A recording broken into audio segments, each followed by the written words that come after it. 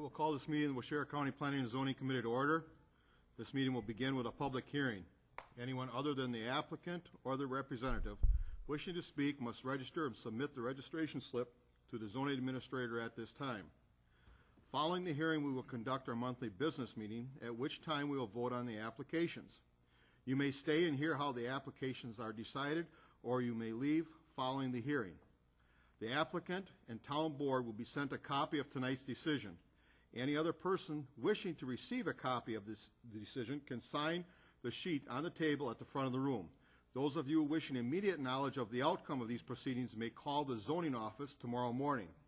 The procedures will be as follows.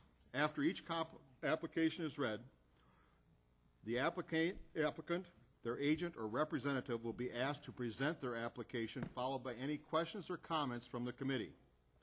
Then all correspondence will be read.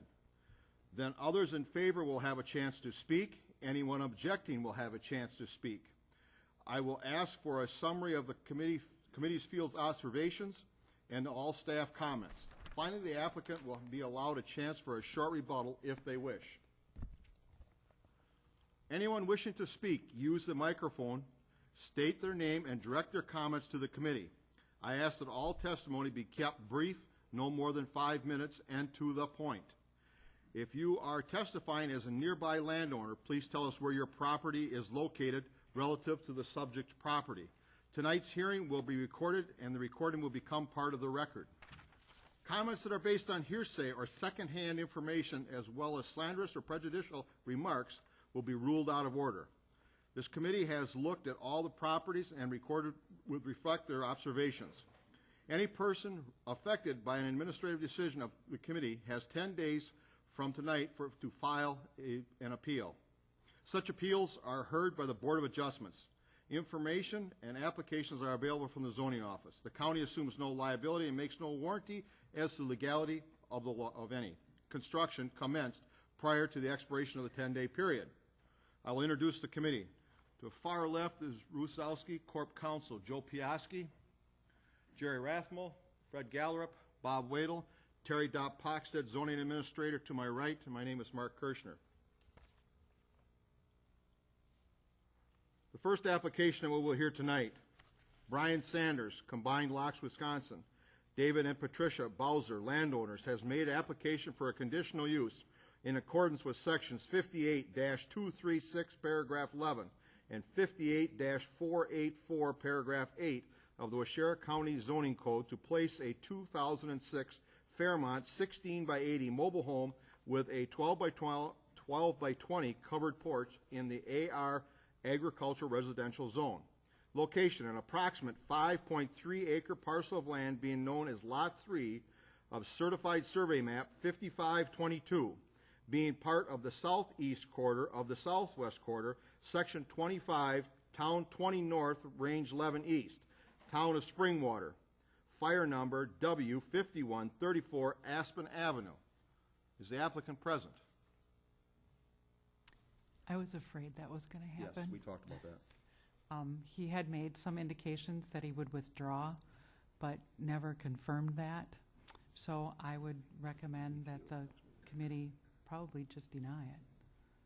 I mean, he had every opportunity to either come, either way, we can talk about it later, but I was kind of afraid that was going to happen. Okay. So we can go on to the next one. Yes. The next application to be heard tonight, Laverne Yoder, Wautoma, Wisconsin. Ellen and Edna Yoder, landowners, have made application for a conditional use in accordance with section 58-454, paragraph 29 of the Waushara County Zoning Code to establish a sawmill, utilizing a proposed 40 by 100 pole building with a 12 by 20 addition in the AG3 General Agricultural 3 acre minimum zone.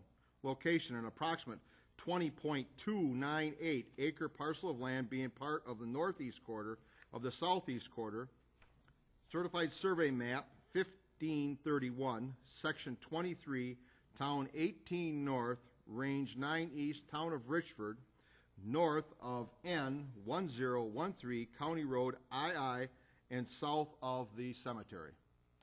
Is the applicant present? Would you come forward, please?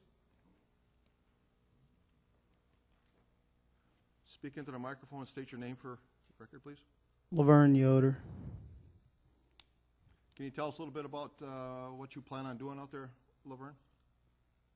Well, just a wholesale. We're selling wholesale, just a sawmill. You know, we're just buying logs and cutting the lumber, selling everything wholesale. So, Okay. Anything else that you can tell us about or anything? Okay. Committee has a few questions that they're going to ask you. Committee questions, please? Okay, Laverne, has there been a recent survey of that piece of property?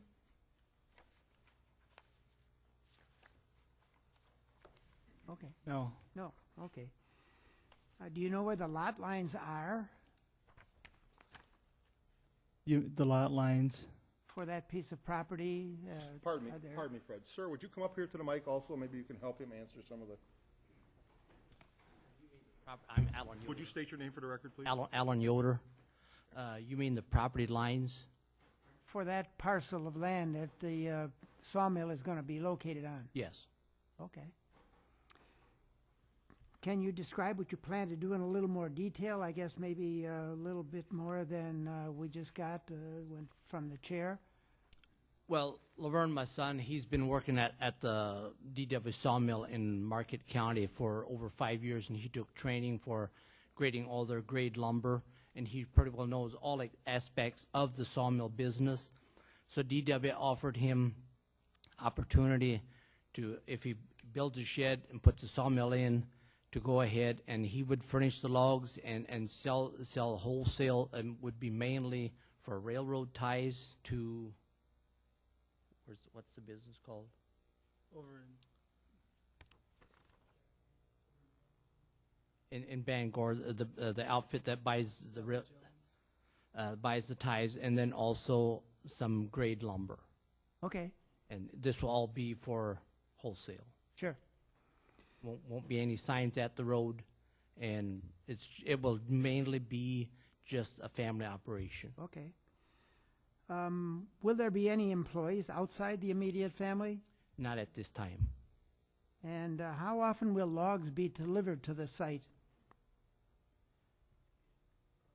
Possibly daily, maybe 1 or 2 truckloads a day. We're not sure at this point, because we'd like to get our feet on the ground before we can say big numbers. You know, it'll be just more of a family operation. Okay.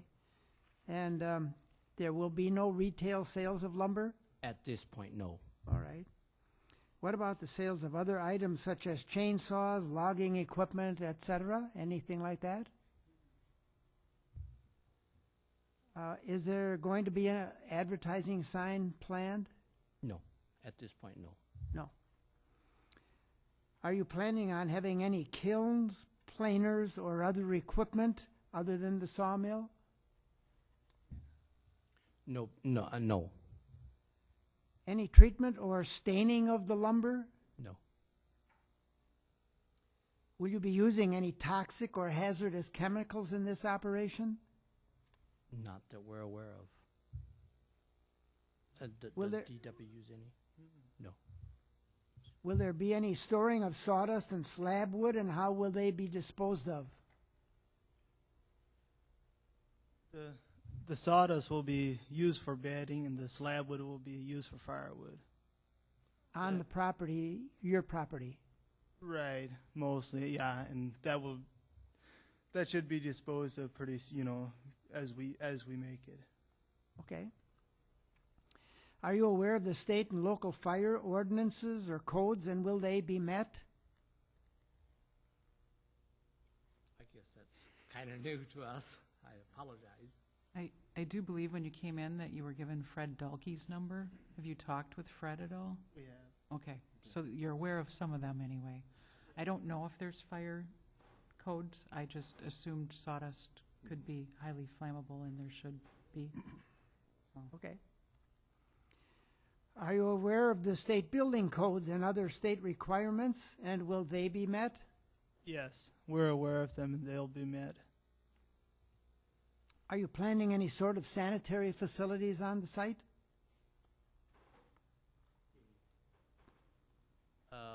With sanitary permits as, Portalettes or porta potties? it'll just be across the road from our home. From the house or Yeah, whatever? from the house. Okay. Are any other additions or buildings planned other than what you have indicated on the site plan? Will all activities be inside and no business or products stored outside? The logs will be stored outside otherwise. And also some of the lumber will be stored behind the shed. Okay. Are you planning a new driveway? We'll be using the existing driveway, putting limestone in, and fixing that up. So. Would you be able to share this driveway with the one of the cemetery?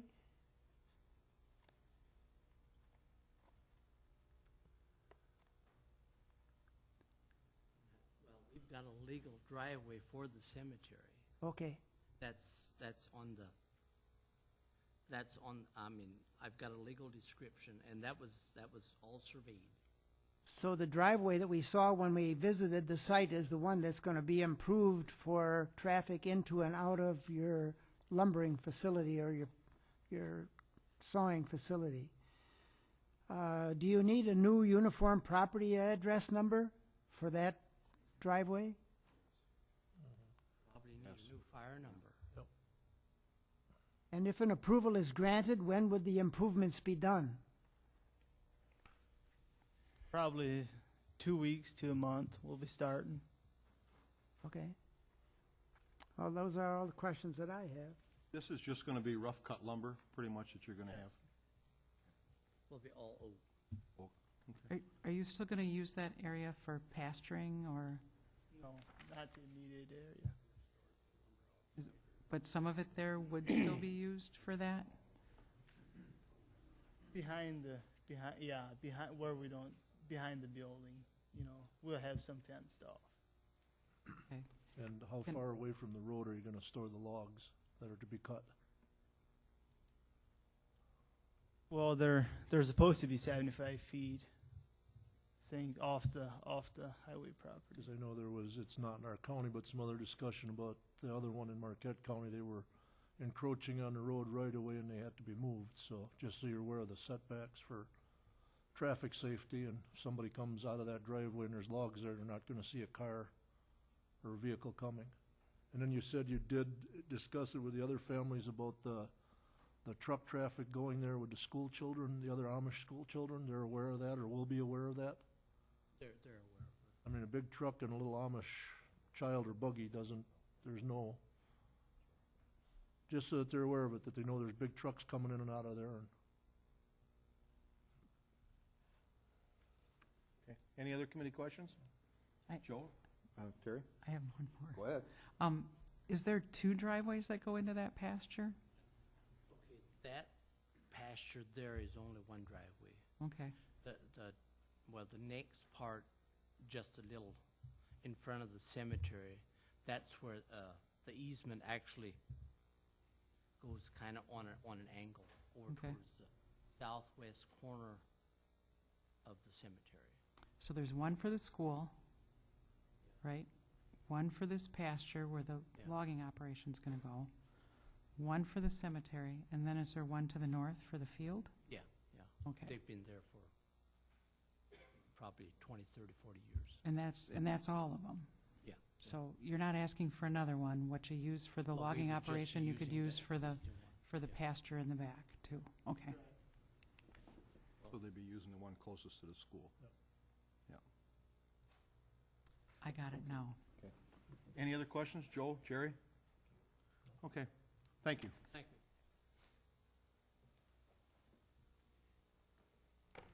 Correspondence? I received an email from Dale Rezabek from DNR, and he said, "Hello, Terry. The department does not have any comments or recommendations for the cases at tonight's hearing, including the conditional use permits or the zone change and preliminary plat, because he assumes that the structures and all of the other applications tonight will be meeting our codes and ordinance setbacks. So that will apply not only to this one, but the other ones as well. And then on August 5th, we received a letter from the town of Richford clerk, Julia Staler, and it says, Laverne and Allen came to our town board meeting. Following a period of discussion, the board agreed that the proposal is in line with our land use plan. No issues with proceeding with the application were perceived. Please let me know if you have any questions. And again, that's signed Julia Staler, clerk, town of Richford. And then this morning, Mike Kelly from the County Highway Department called regarding the driveways present on the county road, and especially in reference to the Laverne Yoder Sawmill application. And there are no paving records that would document existing driveways. However, he has looked at the property and recalls that the points currently used for very limited traffic have been present for many years. One to the school, one to the cemetery, and 2 field accesses. So he does consider them to be existing driveways. He wanted to say that they certainly do not need any additional driveways on that stretch of road, and he would suggest that a shared driveway be used for the cemetery and the sawmill, if at all possible. I did forget that it is a separate parcel, though, and I do remember that. So that's it for correspondence. Anybody in favor or opposition? No one registered to speak. Staff comments, please.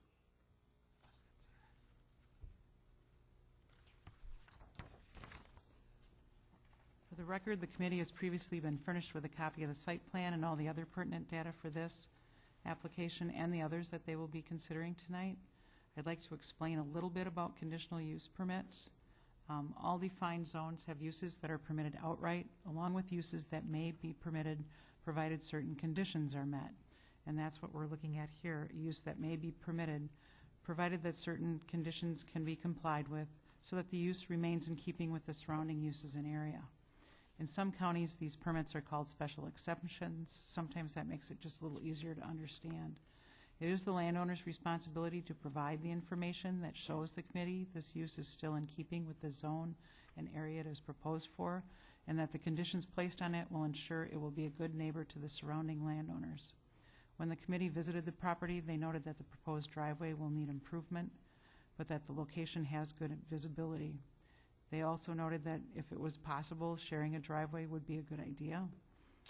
In addition, it was noted that the location is fairly isolated from homes other than the operators, but that the school is located immediately to the south. It should not pose concern to neighboring landowners if the site is kept clean and orderly and traffic to a minimum. And that would be my concern as well, that the site not accumulate slab wood or sawdust, which can become a nuisance and a fire hazard, and that the driveway is improved and shared if possible to keep the number of accesses to a minimum. And that's it for my comments. Does the application or applicant have any other thing that they'd want to add or anything? Okay. Okay, thank you very much. The next application we'll hear tonight is a zone change.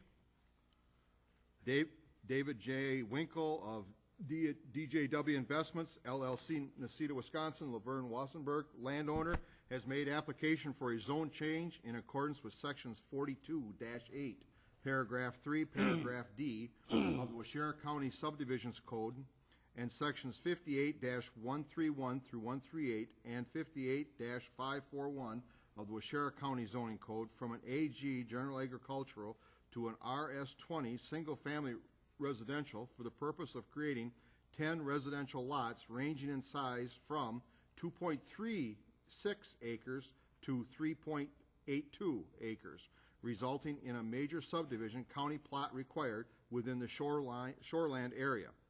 Location: an approximate 29.42 acre portion of an existing approximate 35.62 acre parcel being part of the government lot 4 and part of the northwest quarter of the northwest quarter, section 35, town 20 north, range 11 east, town of Springwater, Coosa Lake, Aspen Road. Please don't ask me to read that again. Is the applicant present? Yes. Would you come forward, please? State your name for the record, please. David Winkle.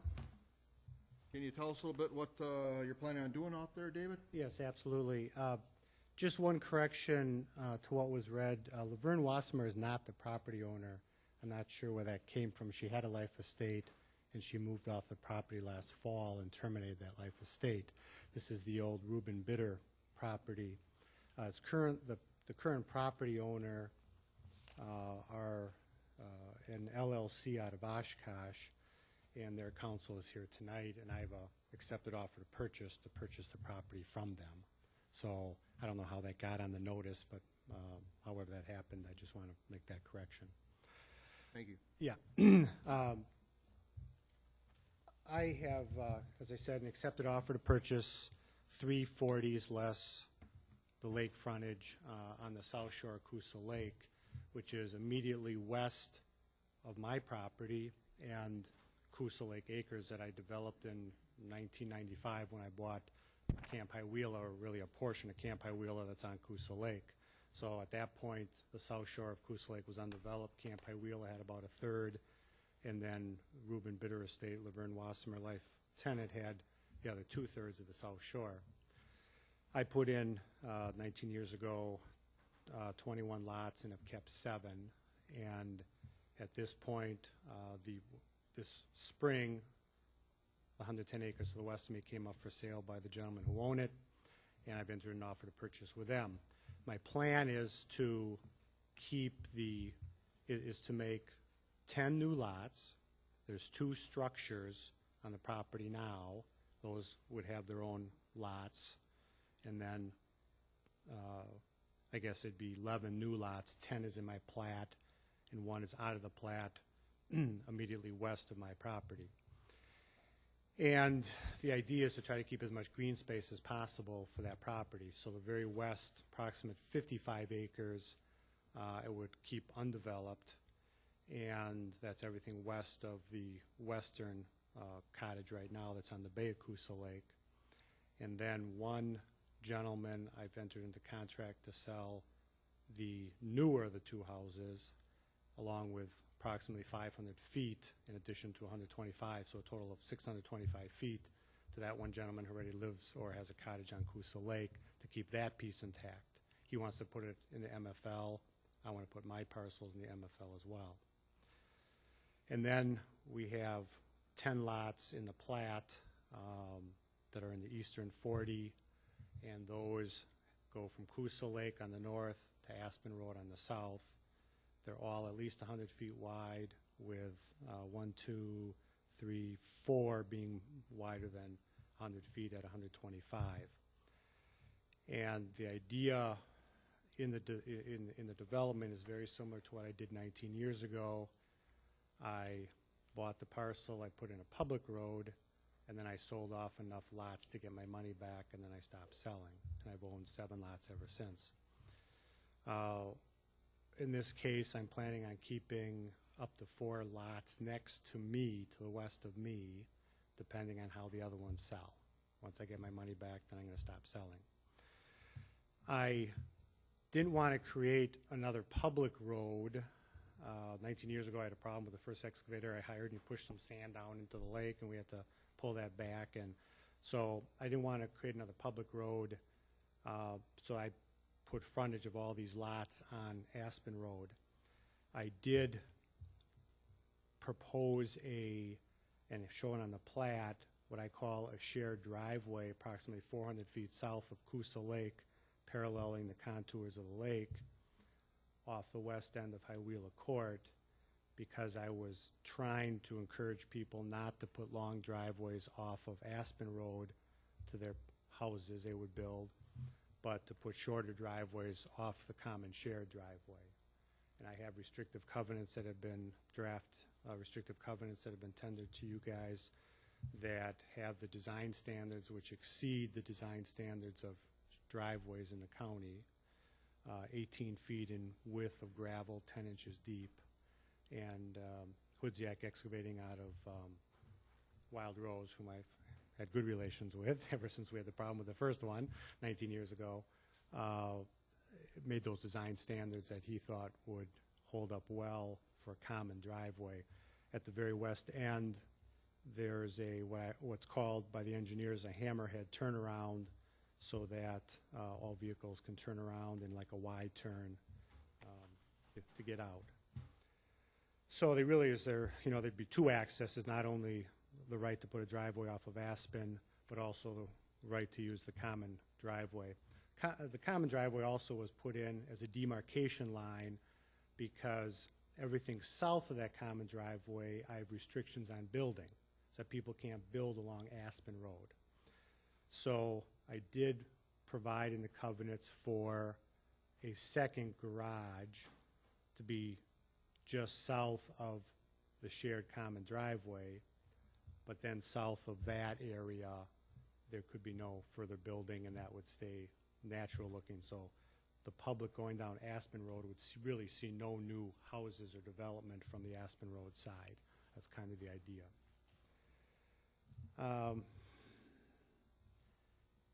Besides that, I'm not sure what's any specific questions that the committee may have. Okay, committee questions, please? Yeah, we got a few for you here, so. Sure. Has there been a recent survey of all this? Yes, the plat that's been submitted has been surveyed by Pat Cryer. He's the drafter of the plat, and so he has all the points located, and if the preliminary plat is approved, would put all the monuments in the ground. You know where all the lot lines are then? I do. Have you actually purchased the property or just an offer contingent upon getting the zoning? It's an offer contingent upon getting the zoning and the plat approved. Have you done any preliminary soils work, and will the lots all pass for a mound or better? Yes, as part of the preliminary plat application, we had the soil works done, and they all will perk, so to say, for mound or better. All the soils are similar to my subdivision to the east, where they all perked very well for conventional systems, no mounds in there. Have you reviewed this proposal with the township? I have. I've met with the township at 2 of their meetings. Can you summarize their concerns or any of their comments? Well, Town Chairman Eckstein is here. I don't want to speak for him. The comments were positive as far as I could take from the meetings. There was, questions about the common driveway and a couple of those things they wanted to know about, but I didn't hear any negative comments. Okay. Are these lands assessed as an agricultural land, or are they the managed forest tax programs? Well, both. They were put in 24 years ago in the Managed Forest Land Program that expires at the end of 2015, but there were two significant cutouts for the two for the two homes on the 240s that have always been taxed as ag, non-MFL. Have you contacted the assessor and/or the DNR about the possible penalties and repayment of the taxes? Both of them I have, and they've given, and the Department of Revenue has given me off their website the exact bill for removal from MFL. The East 40 would be removed from the MFL. Everything else would be left in. And again, you said something before, but what are you planning on doing with the other lands purchased and are not part of this development? Those would be the western 55 acres. I'm a bow hunter, so I'll be using them for bow hunting and leaving them in the MFL program. There's some significant stands of red pine that were planted years ago, and those, I've already talked to the forester who had looked at the property 3 years ago. There needs to be a thinning now, and then a new plan developed, and those would be planned to go back into the MFL under, the forester guidelines. And I've talked extensively with the forester out of Watoma. He's aware of the plans and is anxious to, see the property have a thinning properly and get a new plan approved. Okay, all enclosed, the total number of lots developed along the south shore of Coos Lake will be about 14, Well, I mean, there's starting from your driveway. 2 lots there right now, Okay. okay? There's going to be, those 2 are going to go from 40 acres to smaller, but those 2 I don't count as new lots because there's 2 homes, 2 lots. There will be 11 well, it's called 12 new lots, but one of them's being sold with the home, so really 11 new lots, of which there's going to be 8 for sale. Isn't one of the homes going to be on one parcel, and then you said that other 500 feet, another one? Yeah, I was counting that home other on one? 500 feet as a parcel. There's the parcel immediately to the west of my property, then 10 lots, that's 11. Then there's the home, I don't count that as a new one. Then there's a parcel to the west of that, that would be 12. But that parcel is under contract with the person who bought the home. Right, and So- then there's one more. I mean, they really are new parcels because the homes are all in one big piece, but, Well, the new parcels, but right now there's already 2 parcels, so, you know, I don't duplicate those, so however you count them. Okay, when we drove away, we noticed that the adjacent lands stated for development are not part of the zone change. Do you anticipate any problems with having residential and ag properties so close together? No, because right now, in the Coosa Lake Acres subdivision to the east, there's 4 properties that are zoned ag. My 3 with my horse stables on, and then my 11-acre parcel with my tree farm on. The parcel just to the west of my tree farm parcel that has part of my tree farm parcel on would stay in ag because it's going to be part of the tree farm, and I want to put all those into MFL. Then it's residential for the plat, and then it goes back to ag going west. So there's no really island-type zoning or spot-type zoning.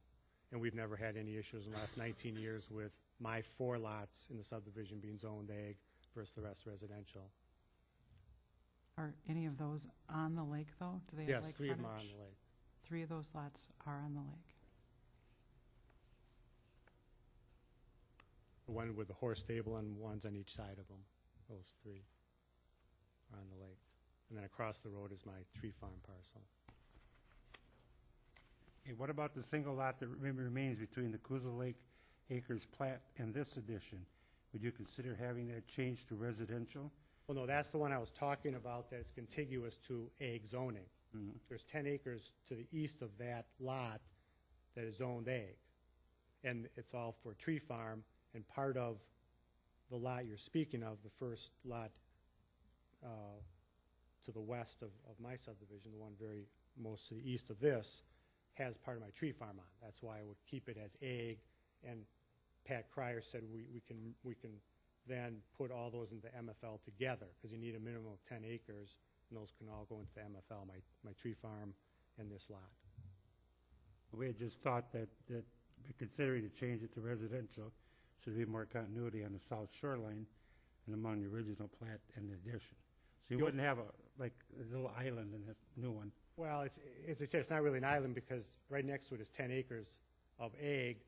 The problem is if you put it in a plat, you can't put it in the MFL.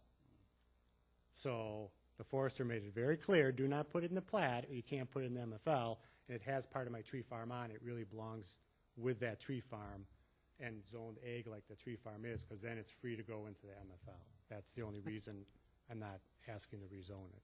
But they don't ask what it's zoned to go into the MFL. Well, it could theoretically be zoned residential and go into the MFL, correct? So could you take from the private road to the lake, could that part of that be residential and leave the rest into the ag? You still have enough for your MFL. Just to keep everything along the lake as residential. Well, but remember, when you get farther down, it's not all residential. I have 3 lots on the lake zoned ag. I already do from 19 years ago.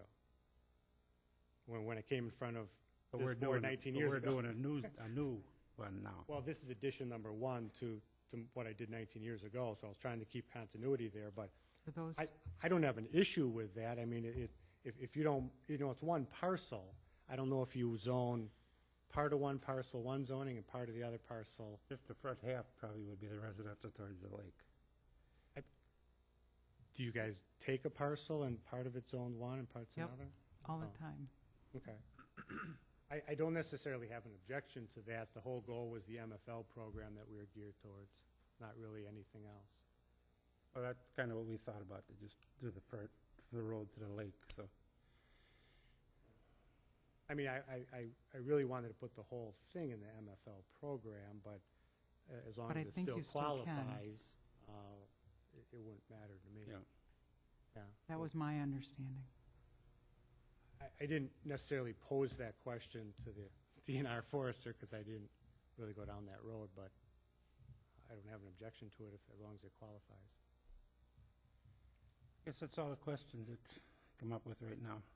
We'll have more on the second part, Sure. so. Okay, you can take a break for a bit. Thank you. Calling you back up again. Thank you, David.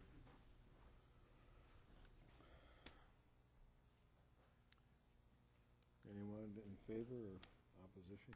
You betcha. Oh, Want to do I'm correspondence afraid of first? that. Correspondence. Remember, we had the DNR letter, and then we did receive one that seemed to be for both the rezoning and the plat application from Rob Bureau, addressed to me, and he said, "Allow me to introduce myself. I have been a property owner on Kuzo Lake for the last 5 years at W5538 Highwheeler Drive. I had intended to attend the public hearing regarding the rezoning and plat application of the Bitter property on August 21st, but I am unable to attend due to work-related travel. In lieu of attending, I would like to provide some comments via email. I am in favor and support rezoning the Bitter property and plat application. I understand that some would like to see no further development on the lake, but I believe it is unreasonable to prevent owners or purchasers of that property from any development. As such, I think the proposal reasonably constrains additional development on the lake and will bring additional property value and tax revenue for the local municipality. I have found the property owners on the south shore of Kuzo Lake to be very respectful stewards of the lake. If I were to express any concern, it would be with respect to the size and any future expansion of the campgrounds on the east side of the lake." And that is signed, "Best regards, Rob," and that's Rob Bureau, B-E-R-O, and that was received on August 20th. And that's pretty much it for the rezoning correspondence. Okay, anyone in favor? We have a couple people in favor. Jason Hirschberg?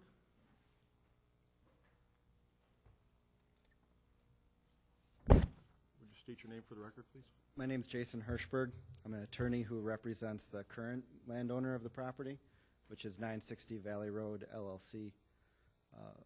The main reason for me speaking is just to kind of clear up the ownership of what happened. The Bitter estate provided a life estate for Ms. Wassenberg. She surrendered the life estate. The deed provided when that happened that it would be given to several charities. So the property then transferred to a group of charities by court order. After that happened, 960 Valley Road LLC then bought it from them with no other restrictions on the deed. We now have the offer to purchase that's been accepted. We think that the proposal provided is pretty much the minimal development that a developer would do on that property. The developer that I represent was contemplating a much larger proposal, and we think that we would recommend the proposal that's before this committee now as a minimal proposal. If there's any questions about ownership or how that transferred, I'm happy to help. No, I'm just kind of curious when it happened, because obviously we're having trouble with our land records. Being My up to understanding date. is there's some issue with the parcel numbering, so that's kind of why it's held up. Okay. So the deed is there. I don't have the exact Do you have date an of the idea when it transfer. happened? Was it earlier this year or last week? No, it was earlier this year. Thank you. I believe it was May or June when the deed was recorded from the charities to the 960 Valley Road. Okay. Okay, all right, thank you. Next person to Tim Frudenthal. Speak in favor.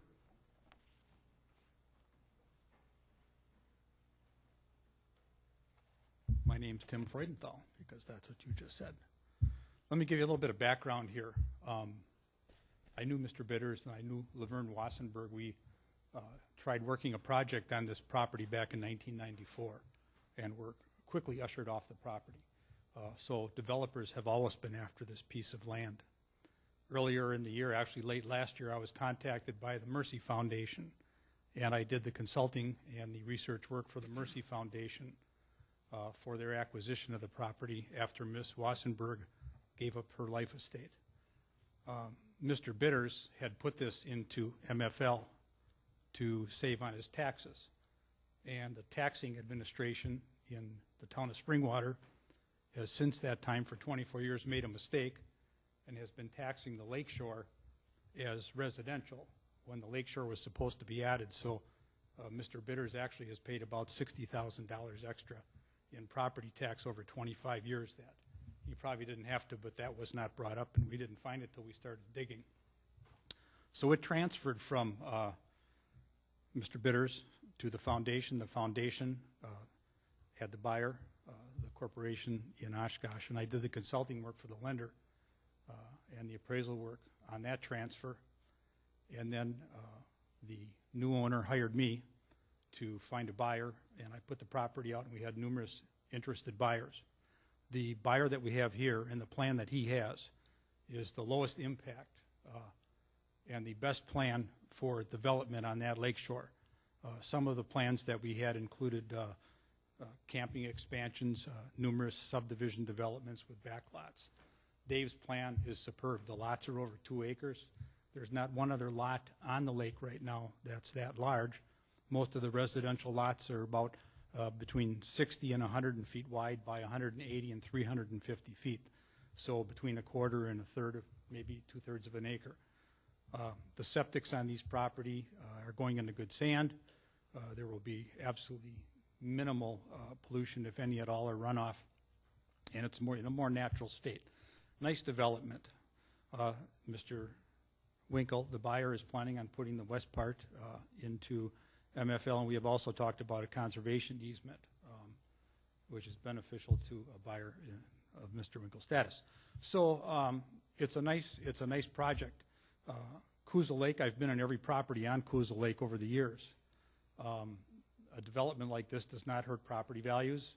The township will gain about $82,000 to $84,000 a year in additional tax revenue once this portion is taken out of the MFL program and developed with homes, and that's based on the subdivision taxation from Mr. Winkle's development next to it. So it's a good project. I see no problems with it.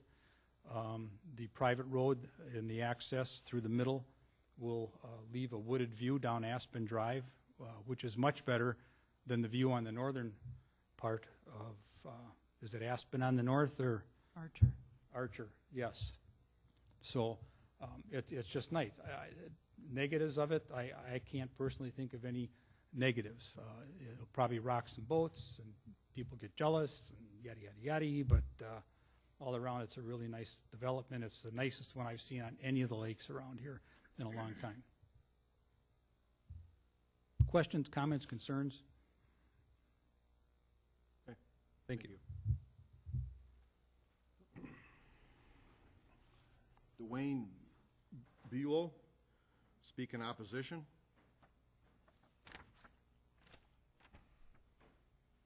Hi there, Dwayne Buell, 5533 Archer Lane.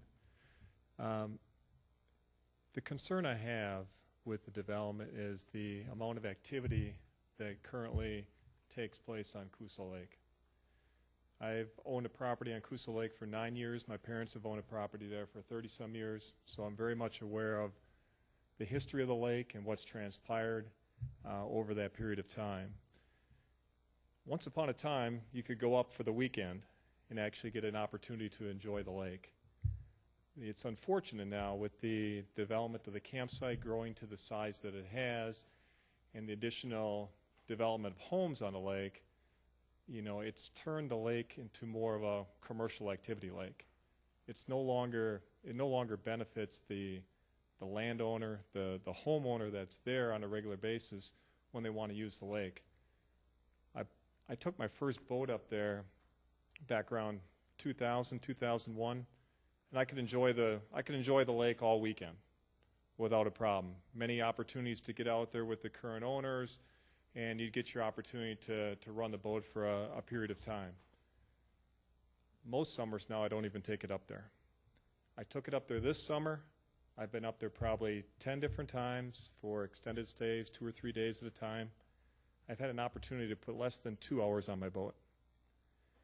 There's windows of opportunity where you get out there very early in the morning where you might have the lake with maybe 2 or 3 other boats or wave runners. Now you get that window, you take advantage of it, you put the boat back on the lift because the amount of activity on the lake, you've got people weaving in and out, to me it's chaotic and it's extremely dangerous. So I don't allow my kids to go out there and do it.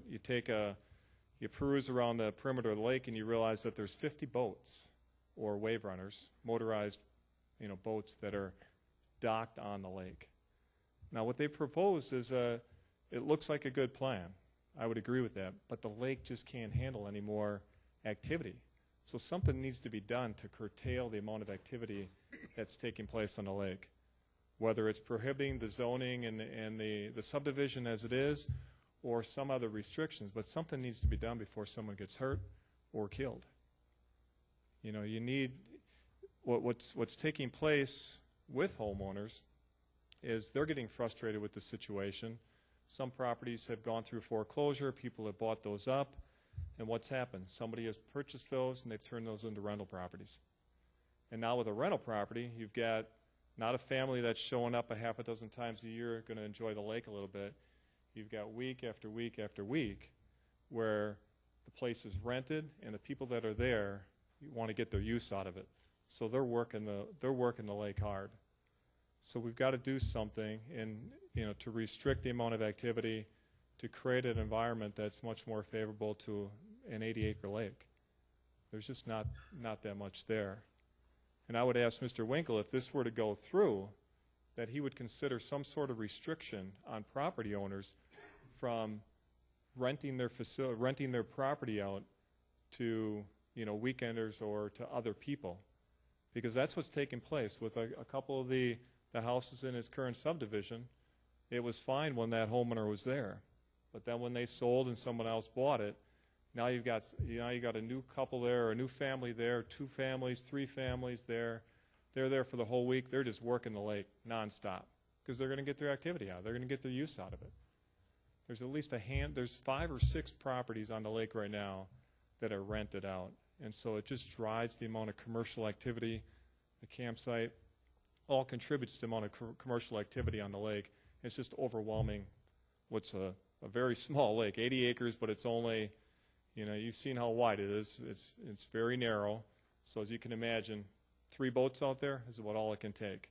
You've got 50 that are moored on the lake. You've got an additional 20, 30 boats that show up every weekend from the campsite and the public landing. What are you going to do with 60, 70 boats on a lake? Just doesn't work. Okay? Thank you. James Buck, speak in opposition. Good evening. I'm James Buck. My wife Karen and I own property on Coosa Lake. It's W5554 High Wheeler Drive. It's on the south side of the lake, and we're to the east of the subject property. My wife was a bidder. She was the great niece of Reuben Bitter. She's been going up there since she was 5 years old. I married Karen in '79. I've been going up there since '80, and we did buy this property in 2005 that we have right now. We're opposed to any further development on Coosa Lake. Our reasons are a lot of what Mr. Belo just said. We feel that any further development is going to have an adverse impact on our little lake. Coosa Lake is a small lake. I'm not sure it's even 80 acres. Most maps say it is 80 acres, but I've also seen lakes that say, or maps that say it's more like 77 acres. It already has 87 taxable units on it. I know that because I'm now the chairman of the Coosa-Wilson Round Lakes District, and I'm in charge of making sure that the assessments are correct for the taxable units on the lake each year. In addition, there's a county park on the south side of the lake with a boat landing, and it gets used quite a bit. And then There's evergreen campsites on the east end of the lake, and it has more than 200 possible campsites, and it gets used heavily during the summer. From 10 a.m. to 5 p.m. daily, motorboats, water skiers, jet skis may use the lake, and they do.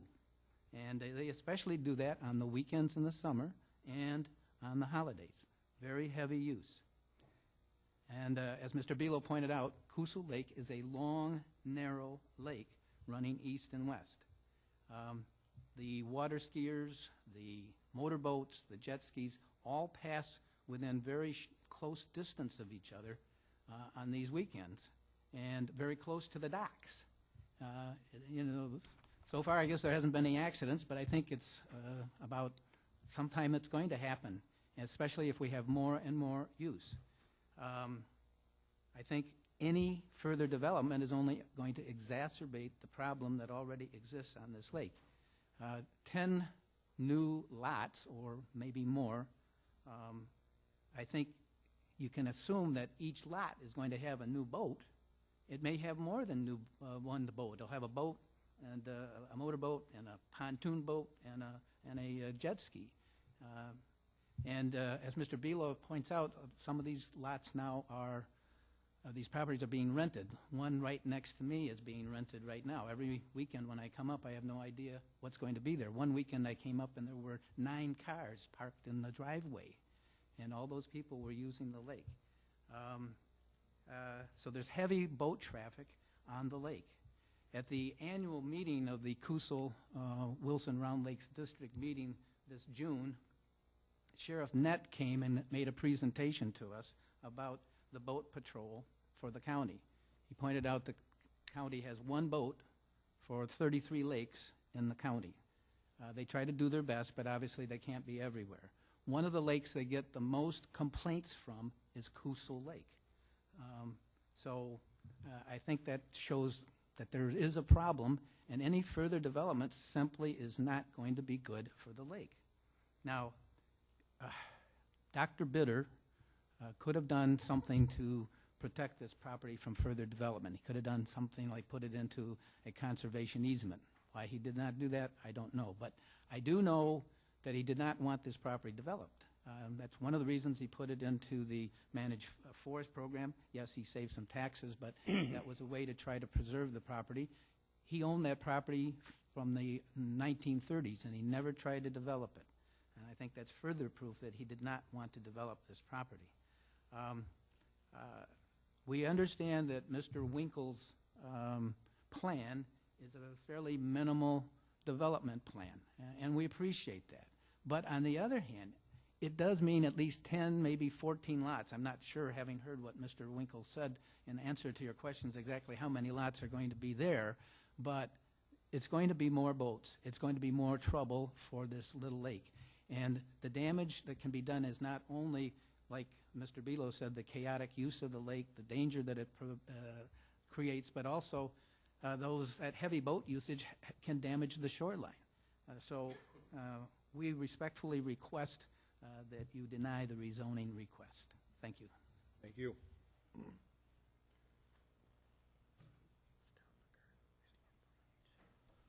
Ralph Stoffaker. Speak in opposition.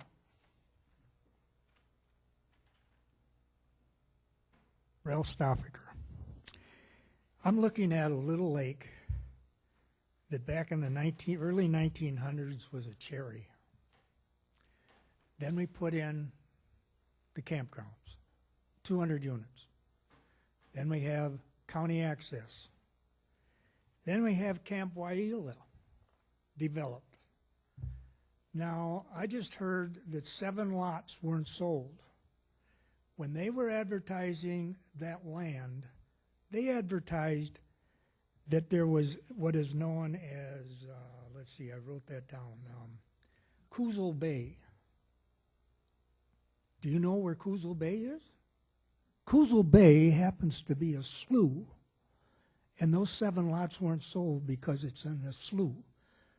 Now, the DNR in a meeting openly said nobody can take and dig and dredge to get to those lots. That's why they're not sold. I'm looking that years ago when there was even more water in the lake, I looked at the situation of people as they're passing, and I took twine. I'm a farm boy. I got a roll of twine, tied it all together, swam across the lake. It's less than 100 feet, which means according to the DNR, there's not a boat that is able to pass each other legally. And that's what we're talking about in this little lake. So I'm fully aware that Mr. Winkler wants to make money. I don't have any problem against making money. But I, you know, if he puts 11 lots, that's one thing. But I received an email, and down on the bottom it has that he wants to make 15 more lots down on the far north or the far west side. That's more than the 11 that he was talking about. So we could be talking about 18, 20. And it's going to put a lot of pressure on. I'm not against him making money, but somehow we do have to look at it that this lake is really being challenged. And right now, the level of it, you're probably down at about 90 feet across the lake. So I dare anybody to pass and be legal. Thank you. Any questions? Thank you.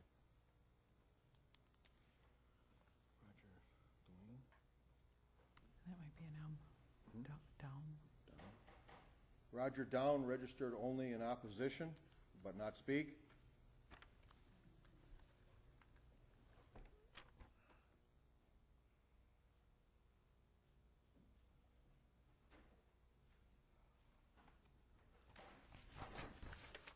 Staff comments, please. Sure. Again, remember that the committee has previously been furnished with a copy of the site plan and other pertinent data for this and the other application that they will be considering. We're looking at this separately. We're looking at the zone change now to see if that rezoning to residential is appropriate for this area. And we'll look at the lots and the layout in the next application. I would want to note that this proposal is for the lands noted in the legal description with the public notice. It's not for other lots further to the west if there's any plans for development of that. I'm certainly not aware of it, and I'm sure the committee isn't either. That none of that has been submitted, so that would be a whole nother story. You need to remember that a zone change really is a permanent change to the property. There's a 3-step process that needs to be gone through. Public hearing is here tonight with the Planning and Zoning Committee. Then it would go to the full county board, and they would need to approve it. And finally, it will go to the town board, and it needs to be approved there too. It needs to be approved at all 3 places in order for it to become effective. So this is just the first step in that 3-step process. We're looking at going from general agricultural zoning to RS20 or residential single family for unsewered areas. This is the predominant zoning around other lakes throughout the county, and it does set up the proper zone for development of cottages or year-round homes. It's the landowner's responsibility, again, to provide the information to the committee that shows that this is the proper zoning that should be in this area, and that if there's any conditions he's going to place on it, that it would make it a good neighbor to the surrounding landowners. One of the purposes of zoning is to keep similar uses together, and this request would accomplish this by changing the zoning to the same as that of many other areas around List Lake, further to the east, all around the North Shore, all along Archer. I do have a concern that there will be one lot that will not change its zoning to residential and will become sandwiched in between the old subdivision and the new one that's being proposed. And this could lead to land use conflicts. I keep thinking about why there's 3 lots out there that are zoned ag, and I think it's because they were developed before Camp Hiawatha property came through the platting process, but I would have to check the history on that. It is unusual to have ag zone properties on lake shores anymore. Most of our lakes are zoned RS20. I did some research on MFL properties, and this one in particular, and the forestry people at DNR told me that parcels to be taken out of MFL before the expiration of the contract must be taken out as the same parcels that were enrolled. So if a 40 is enrolled, that whole 40 must then come back out. It cannot be altered. It must come out along those 40 lines. Also, they told me they do not care how it's zoned. That would not trigger them for having it have to come out of the MFL program. It's when they consider it to be potentially developed, and that trigger would be the recording of the final plat. Two people at DNR did tell me that, so I did double check on that. And when the final plat is recorded, that's when it would no longer be eligible for the MFL program at that time. Ensuring the health, safety, and general welfare of citizens of the county, whether they be current residents, new residents, visitors, anything like that, is certainly one of the tenets of good zoning and subdivision regulations. So addressing any ingress and egress issues is one of the things that this committee is charged with. I should note that we do not have any control or even any input on voting regulations, and there certainly isn't anything that says that you can't rent your single-family dwelling. So those two issues are not anything that this committee can do anything about. When the committee visited the property, they noted that this zoning would become similar to a majority of the other lots around the lake, but that it would leave that parcel in between the old and new subdivision as ag, which could lead to land use conflicts. And they also noted public safety would be ensured if there were no new driveways off Aspen. And that's it for my comments. Is there any thing that the applicant would like to state? Just to correct some misinformation, Ralph Stoffager said there's 7 lots on the slough. That's why I didn't sell them. He's incorrect. I had 4 on the main part of Coosa Lake, 4 on the Bay of Coosa Lake. I sold 1 of, which were 8 total. I sold 1 of each last year. 1 to a gentleman who built over the property line and asked me to sell him the lot because he was sorry he built over the property line. I did.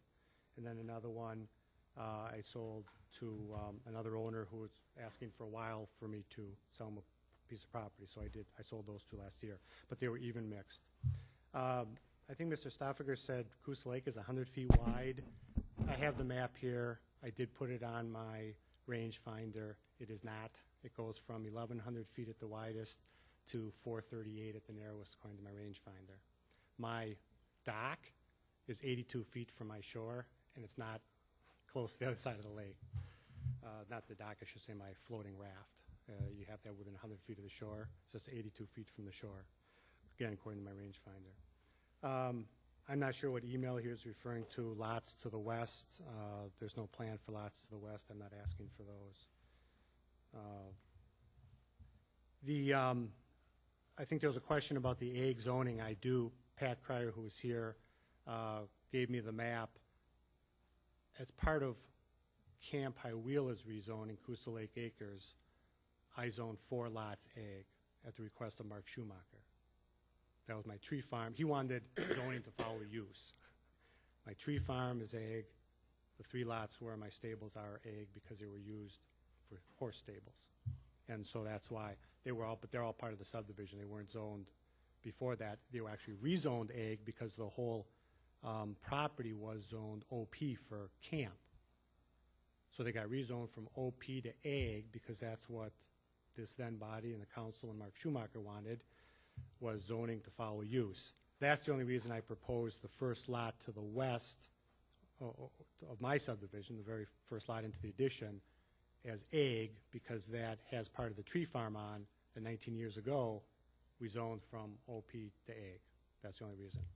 But I don't have an objection to having the front part as suggested residential if you want to. That's not an issue. But I do have the zoning map here, and ag does flow all the way through from my property all the way to the west through the Bitter property in 4 lots. I understand what Mr. Belo and Mr. Buck said. Interestingly, though, that Mr. Buck bought one of my properties that I developed 19 years ago. He's in my subdivision. If this body would not have approved that development, Mr. Buck would not own that piece of property. But, you know, there's always the people who have and don't want anyone else to have. I call them the haves and the have-nots.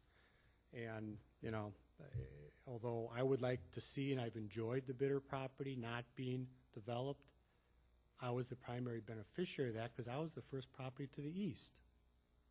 And that was always nice for me.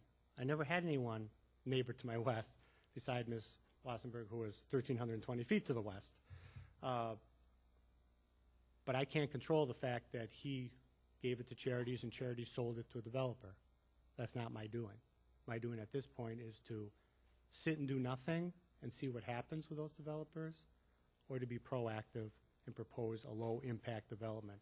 I think Team Friedenthal, who's been around a long time and has seen all sorts of developments, had a good handle on it. This is about as low-impact development as you can get. I don't know how to make it any more low-impact on it. I take a little offense to comments saying I have a right to make $1 out of it. I've said it repeatedly. I've said it in writing to this board. I'm not making $1 out of this. I didn't make $1 on my first subdivision 19 years ago. I'm not going to make $1 out of this one. I, too, would like to see no boats on Coosa Lake besides my boat. I'm a former competition water skier. I get out there at 10:01 when I want to barefoot. But other people have a right to use the lake, too. And that's how it is. And I coexist with those people and don't complain about it. And that's, I mean, my grandfather was the first one on the North Shore of Gilbert Lake in 1944. That's our family cabin. When he came out, he said there were 3 boats with 3 outboards. I think none of them was over 8 horses. Now, you know, there's a lot of boats on Gilbert Lake and a lot of skiers, et cetera. I think there's 22 inboard boats on that lake. I counted last time I was there. And, you know, that's just the way things are. And everyone has a right to use the lake. Most of the use of Coosa Lake, and I watch it very closely, has come from the public landing where people can put in for the day, and from the campsite. That is by far the most use. Interestingly enough, out of the 21 lots I developed 19 years ago, there's 5 boats. And 2 happen to be pontoon boats. There's 3 boats with motors on, outboard motors, other than pontoon boats. I have one, and then 2 other ones. And they're used very sparingly. So the people who own on the lake generally don't use the boats as much because they can put them on the lift, as Mr. Belo said, versus the people who bring them in for the day because they have no place to put them. So then they use them. I guess that's all I have in response to the comments. Okay, thank you, David. Okay, the next application is preliminary plat. David J. Winkle for DJW Investments LLC, Neenah, Wisconsin. Laverne Wassenberg, landowner, which has been corrected to the Bitter property, has made application for a preliminary plat in accordance with sections 42-45 and 42 through 46 of the Waushara County Subdivision Code to create 10 residential lots ranging in size from 2.36 to 3.82 acres, zone change pending, within the shoreland area. Location, an approximate 29.42 acre portion of an existing approximately 35.62 acre parcel being part of the governmental lot number 4 and part of the northwest quarter of the northwest quarter, section 35, town 20 north, range 11 east, town of Springwater, Coosa Lake, Aspen Road. The applicant come forward, please. Would you state your name again for the record, please? David Winkle. Okay, thank you, David. You want to explain a few things? Sure. Same general outline as the rezoning. Just to clarify numbers, there's going to be 14 new lots, 10 in the plat, 2 existing homes, and then 2 lots done by CSM, one which is next to my property and is never going to be sold separate from my property, one which is being sold to the gentleman who's buying the Bitter homestead, and he's not going to sell it separate from that property to my knowledge, and I know him very well. So it's 12 new lots, 10 at the very most which are going to be sold, and I told this body before, I'm keeping as many as I can afford to keep, so I doubt there'll be more than 8 sold. All the lots, again, go from Coosa Lake to Aspen Road. That's their legal access. People can put driveways in off of Aspen Road. I'm proposing as part of the preliminary plat to have a private driveway run from the the west side of Hiawatha Drive to the west, so that people can utilize the common driveway. I already spoke about that before. As far as design standards exceed what the county requires for driveways right now. I don't know what else to say that I haven't said as part of the rezoning, besides saying I can amend the rezoning application to include residential north of the shared driveway on the lot, first lot in the lot west to my existing cottage. Other than that, there's going to be no new public roads, no new plowing expense on the town, no new impervious surfaces, and restrictions on development south of that private drive. So there could only be a second garage at most just south of the private drive. From the public standpoint, along Aspen, they'll see no new buildings or development. From Coosa Lake, there will be some new cottages eventually, would be the definite intent. Committee questions, please? I guess we got pretty much the same questions as we did the last time, just they're a little different because this is the plat, but you gave us a brief description of it, and we talked about considering the land between the original subdivision in addition to the plat. Can you explain to us why you really don't want to include that? The one we talked about, half changing to residential and half the ag.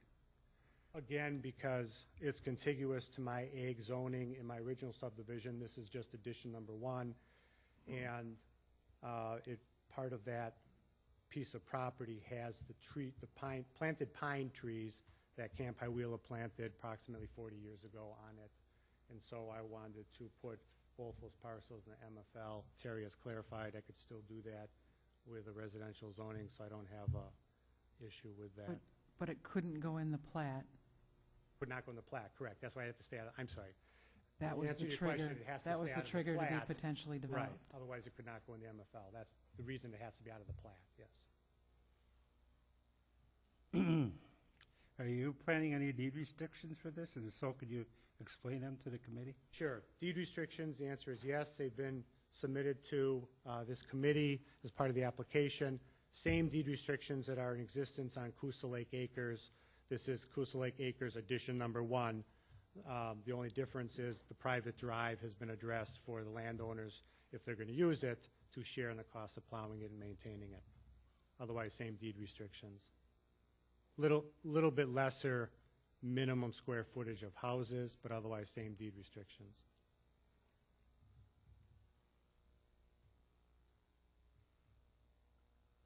And there are other similar developments in the area? Similar ones? Just yours? Is there Well, any more? there's mine, obviously, from 19 years ago, this being addition number 1.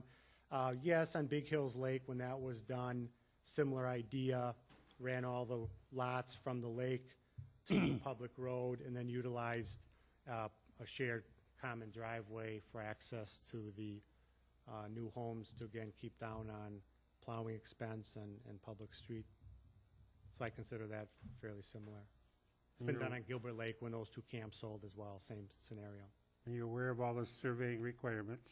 I am. Pat Cryer is here to answer any questions. He surveyed it off, and I believe he meets the requirements of the preliminary plat that he drafted, I believe, meets the requirements of the county ordinances. And this won't require a construction of a public road then? Correct. And how do you propose construct a private road shown on the plat? That's in the deed restrictions or restrictive covenants, as I referred to, and it's set out as, again, Hudziak told me, and Terry, what the county standards were for driveways, and this exceeds that. It's 18 feet of gravel, 25 feet of clearance, and gravel is 10 inches thick, 6 inches of 1.5 inches, 4 inches of 3/4 on top of that. That's the sketch you gave us here for this, the turnaround at the end. And then the turnaround at the end is a hammerhead, as it's called in the engineering industry, as I'm told, allows for wide turns of even large vehicles, and I'm told is preferential to a round turnaround. Okay, and I couldn't find anything except this drawing on the internet that seemed to be pretty normal. Is this kind of what you're thinking? It is. That's what it is, and even, yeah, I guess that's probably the best. Okay. It's shown on the preliminary plat. It's right. just amongst all the contours in there, it kind of gets Can't see buried it. when you shrink it down. But it's shown on the south side of the road, way on the west. That little rectangular box is actually the turnaround, yes. If you pull out the magnifying glass and look carefully. And what specs are you using to build this road and turnaround? County standard or? Well, some no, other- they exceed the specs of the driveway requirements for the county. The county, it's a driveway. It's not a public road. It's a driveway that people are sharing. It's exceeds my driveway and every driveway in my subdivision. It's, I guess the current specs on a driveway are 16 feet clear cut. No, a driveway is 18 feet, cleared to 15 feet high. 18 feet wide, 15 feet high. I'm clear cut 25 wide with unlimited height because there's nothing above us. We're cleared all the way. There are also provisions that say that if you serve more than one home, it needs to meet the town road standards. So Well, it's we had talked about that earlier. right, but it's not the official access to any of these properties. Official access is Aspen Road. This is just landowners sharing a driveway. Well, that's the public road access. The public road requirements for frontage could be accomplished there, but this will be a shared access, and the county code says that if you have a shared access that serves more than one home, it needs to meet town road standards. When I read that as meaning that was the only official access. They didn't have access to a public road. So I may have been misreading that, but that's the way I read it. I'm not aware of any shared driveways that meet town road specs. There are quite a few. It's not around me. I think the town road specs, if I'm correct, is 10 inches of gravel. Chairman Eckstein, if he's here, oh, there he is, can help me on that. And I believe it's 20 feet wide of gravel, if I'm right. So we can expand it by 2 feet. That's not an issue. Okay. Are all the driveways proposed to be off of the private road? Well, that is my hope as a developer. I can't force people to do that, but that's my hope. I don't see why someone would want to come off the public road, but it's their right if they want to and if they meet the standards of the county ordinance. How do you propose that the owners of these parcels will share the costs to adequately maintain the private road for the lot owner's safety and convenience over many years of use and through the winter? In the restrictive covenants. So you'll have required. that set up in your covenants that they'll share. I do, yep. Share costs of snow plowing and maintenance. Because this becomes essentially a rather long dead-end road, do you plan on having an emergency outlet or a fire lane that either extends to Aspen or that goes to the other private shared access for the lots proposed? I was not, because again, it's a shared driveway that people are electing whether to utilize or not. If they want a second access out, each one has access to Aspen, they can build it. So I was not proposing to build one. Well, we were thinking of an emergency if there was a fire, to have a dead end with no access out for the back people. I mean, I understand that. When I built Hiawatha, I have a logging road out to Aspen from there. I can say in 19 years it's never been used, and the only time I couldn't get home is when Aspen was closed a mile west, as was 24th, and my kids could not get home from there. It had nothing to do with my roads. We've included in some of the other ones around here that we've approved over the years that I've been on. Yeah, I mean, I understand the theory, the practicality hasn't, because I already have one emergency access out just east of the end of Hiawatha, that would serve as emergency exit out here as well in case Hiawatha got blocked. So we already have one emergency access. The question is, do you want another? Actually, we have two already. I take that back. We have two. And we have two logging roads through my woods. And are you aware of the uniform property addressing and road naming requirements? I am. Were you planning on building the private road before the approval of the final plat or the sale of the lots? No. If not, how long would you propose to guarantee that the road will be constructed properly and in a timely manner? Well, again, I don't want to call it a road because it's not a road. It's a shared driveway. But Hudziak is going to do it as soon as all the approvals are obtained, and he's planning to put it in late October, early November. Have you talked to any of the utility providers in the area? Talked to all of them. If so, do they have any recommendations for ensuring necessary utilities can be installed properly and economically to all the parcels? On our plat, we have a easement just north of the common driveway that's shown there, and that's for the installation of electricity and natural gas, both of which utility companies are on board and already have it planned for installation. And if approval is granted, when do you anticipate the final plat would be done? Well, the final plat would be done very shortly after approval of the preliminary plat and the rezoning is completed. So you're saying if we get the approval, it's going to be bang, bang, bang? Yes, Get it done. within 30 days. Okay, that's all questions I have. The only concern I have is, and I think we talked about it out there, was enough accessibility for the bigger fire trucks, the tankers. When you get way down in there, there's got to be room for those trucks. And that's why we had proposed maybe a fire lane at the far end or connected to another drive. So at least they could get out if they had to, instead of trying to turn them around and go back through like Yeah. a fire scene. The other drive is not very wide when you get down to the west I end. thought it but- was a pretty good drive, actually. The one that we went out on there, the last one. Right, except when you have to make that That one swing, it's a curve. little Yeah, tough. it might be a little tight A there. little tight in the turn right. The rest of it's okay. But that's why the Hammerhead, Terry, that you pulled up on the internet, ours is actually designed to be double that width. So for large vehicles that have a bigger I swing drive the one radius. for our fire department. It's 43 feet long Right, with a tandem axle, and it does take a lot to turn those trucks. right. That's why I'm told, I'm not a truck driver, but I do a lot of subdivisions in the major municipalities around the Fox Valley. They don't like cul-de-sacs because big trucks sometimes won't turn like that, and they have to back up, come anyways. So now hammerheads are preferred, and as long as they're wide enough for the trucks to swing, they're the preferential. Swing back and off you go. So, as I said, I don't have a problem putting we already have two emergency accesses off of Hiawatha to get out. They've never been used. If a tornado came through and blew trees down on Hiawatha, they'd probably blow them down on emergency access as well, but, that's just been the experience out there. You would hope they never have to be used, but I do.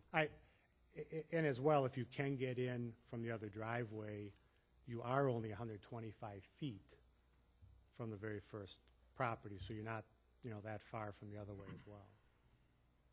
all the questions that I have. Okay. Thank you, David. Thank you. Anyone in favor, opposition, none on that, so, Oh, yeah, there's lots. you, okay. I have Go for it. correspondence, too. Correspondence, then. This morning, I met with Ross Hartwig from CenturyLink. We had a lot of problems getting these plats out to people and the utility companies to comment, so I spoke to all of them today. So they didn't have a chance to get a letter together, but I took notes and I read them back to them, and I said, is this what you're saying? And they said yes. So he actually came into the office and he said he recommends a 16-foot utility easement. He didn't feel 10 feet was quite enough.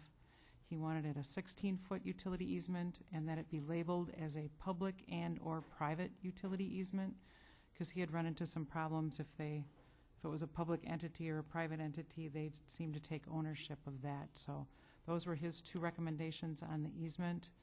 And he said certainly restrict construction in the entire easement area, the road and the utility easement area, and then restrict access off Aspen as well.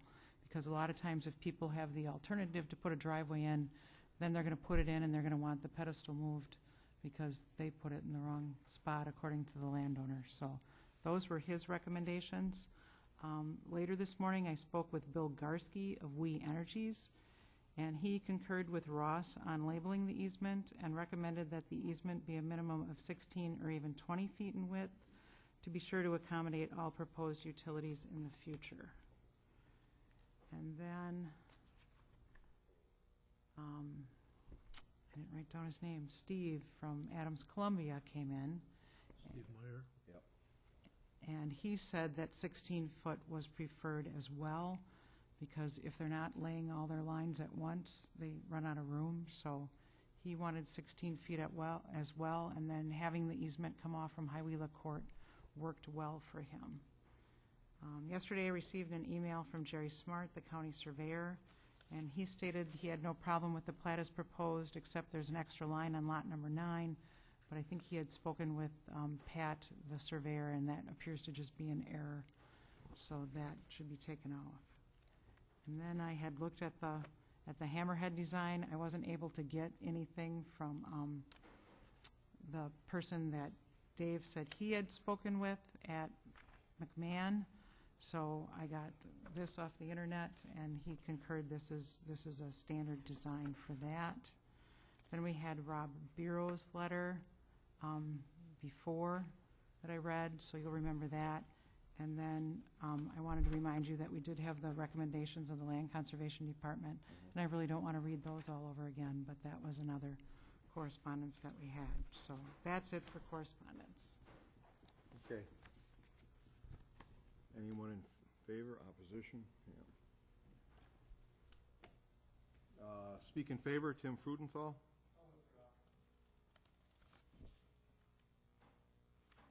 Speak in opposition, James Buck.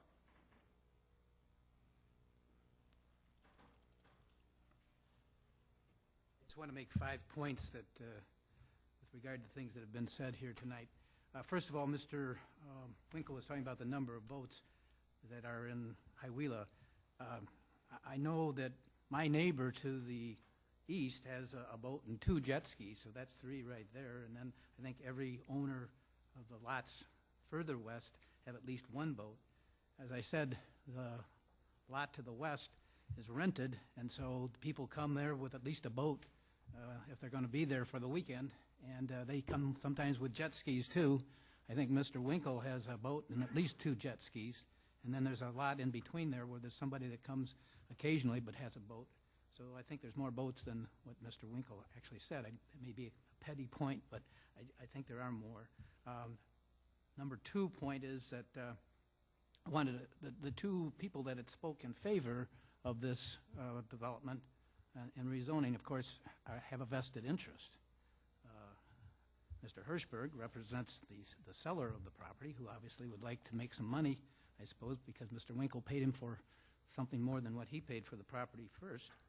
And then the other gentleman, I think he's the one who, I guess, was, I think, to some extent, working with Mr. Winkle. Number 3 point is I did buy a lot on Hiawatha, and so I suppose I could get criticized that here I have a lot and now I don't want anybody else to have one. But the lot was there already. Somebody was going to live there. And I wasn't the first owner. I'm the 3rd owner. So I guess I can be criticized for that, but I don't know that that really makes a big issue here. Number 4 is that I guess what Mr. Winkle is saying is that he is, by developing the property, protecting the property, because it could be developed more than he's developing it. And there may be some truth to that, but I guess the point that I'm making and Mr. Belo made is that our little lake just cannot handle more development of any kind. And maybe I'm naive to think that, I guess what Mr. Winkle could do, he said, what else could I do, or seemed to say that. Well, he could be here just like I am, and Mr. Belo is, objecting to, I guess, the first buyer, who Mr. Hirschberg said was going to make even a bigger development than Mr. Winkle is. We don't have any particulars on that, so whether that was in fact going to be a bigger development, I don't know.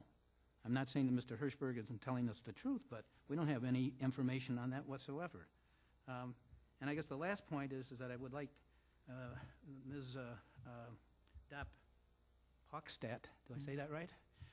Made the point that you people have no control over boating laws, and I understand that. But by rezoning this property and allowing this development, there's going to be ramifications with regard to boating. So what you do will have ramifications in that regard. There'll be more boats, and there'll be more traffic, there'll be more danger, there'll be more problems. And so, yes, you can't control that, but by limiting the development, you at least prevent more problems for Coosa Lake. So those are the points I wanted to make. Thank you. Thank you. Dwayne Belo, speak in opposition.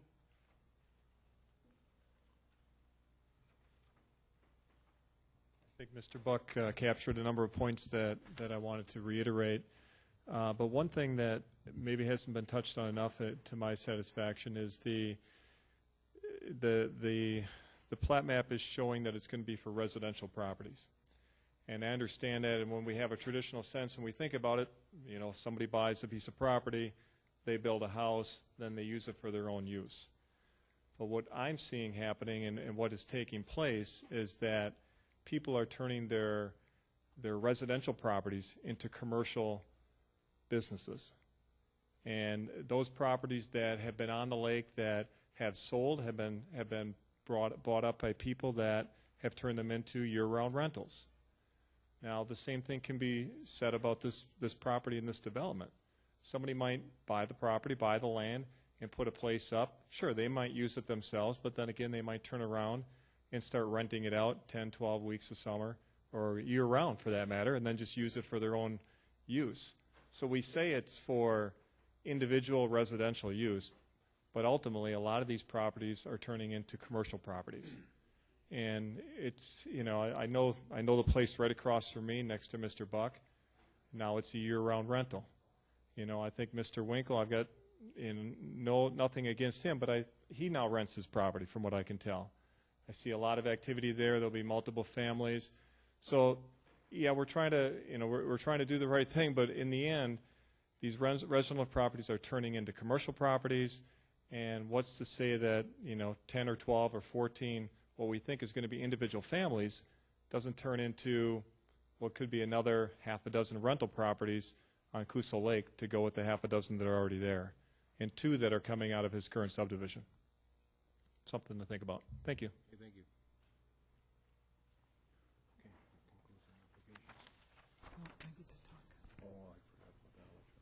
Staff comments?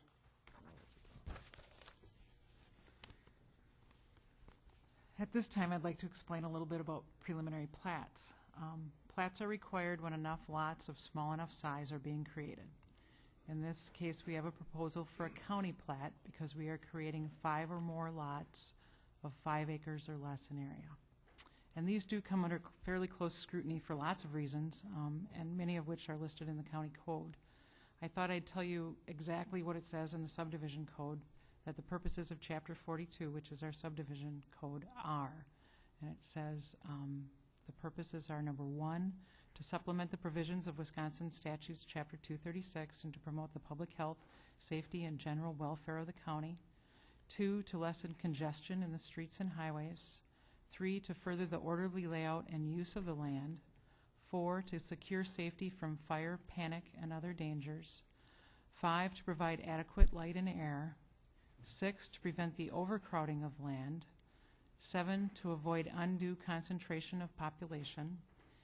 8, to facilitate the adequate provision for transportation, water, sewerage, surface drainage, schools, parks, playgrounds, and other public requirements. And 9, to facilitate the further re-subdivision of larger parcels into smaller parcels of land. So The committee is charged with quite a task here as they look at these lots and the layout and try to ensure all of the above concerns can be addressed. And it seems to me that some of these, you have to weigh provisions sometimes against each other, such as preventing overcrowding, but facilitating further subdividing if that is appropriate.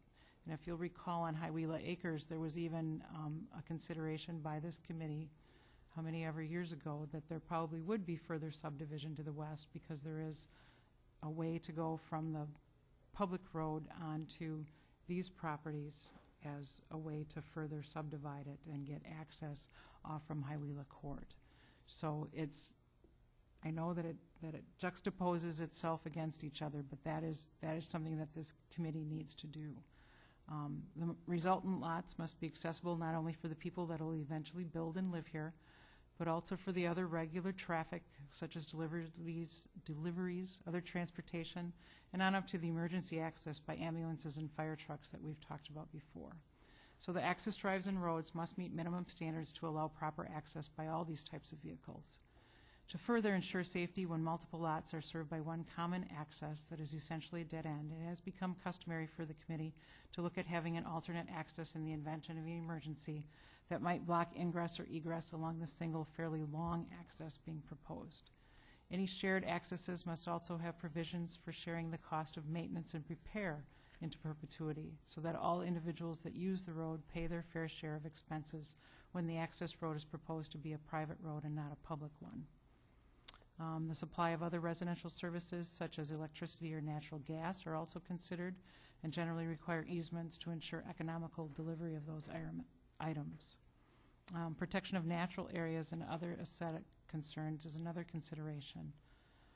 The committee is charged with all of this as well as enforcing Chapter 236 of the Wisconsin statutes, so they will need to consider this proposal carefully and ensure that the development of these lots is safe, orderly, not congested, accessible by all who will need to enter and exit, not overcrowded, has provisions for adequate modern services, both necessary and desired, and is generally aesthetically pleasing, meets all code requirements, and betters the county and its citizens while protecting the environment.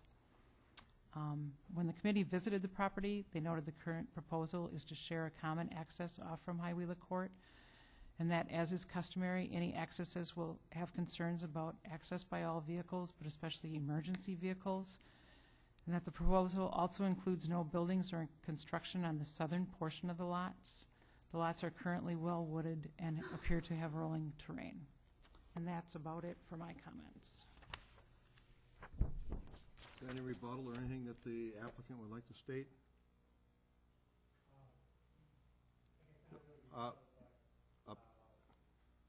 Hearing what zoning administrator had to say about the easements, I was initially told by We Energies and the electric company that 10 feet was adequate along the road because they used the road as part of that easement to get their equipment in and out. If it was just going through the woods, then they want 16 feet. But if they want 16 feet in addition to the road, we have no problem modifying that. That can be a condition to approval of preliminary plat if that's what was necessary. I misunderstood what they were looking for apparently on that. And again, if the committee wants to make approval conditioned on having a logging road access somewhere in there, such as lot 6, which is kind of in the middle. Again, I don't have a huge issue on that. We already have 2 accesses off of Hiawatha down to Aspen. But if you want a third, that would be the place to put it. Would be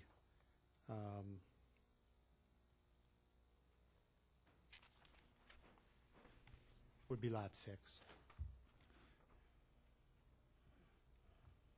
So, Lot 6, you said, David? yeah, lot 6 I think would be the best place to put that because it's fairly centered and it has the last straight lot that doesn't have a jog on the end because of that road issue way over on the east side. So that's where Pat and I were originally, thinking of putting it if the committee deems it necessary. So those are my 2 comments. Thank you. Okay, thank you again, David.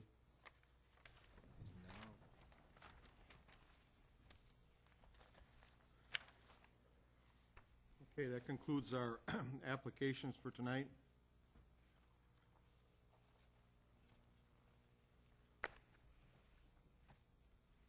Need an approval of the agenda. Make the motion. Second? Motion made by Joe, seconded by Fred to approve the agenda in front of you. Any questions or discussions on it? If not, all in favor? Aye. Opposed? Old business none. New business. First thing under new business, action on public hearing applications.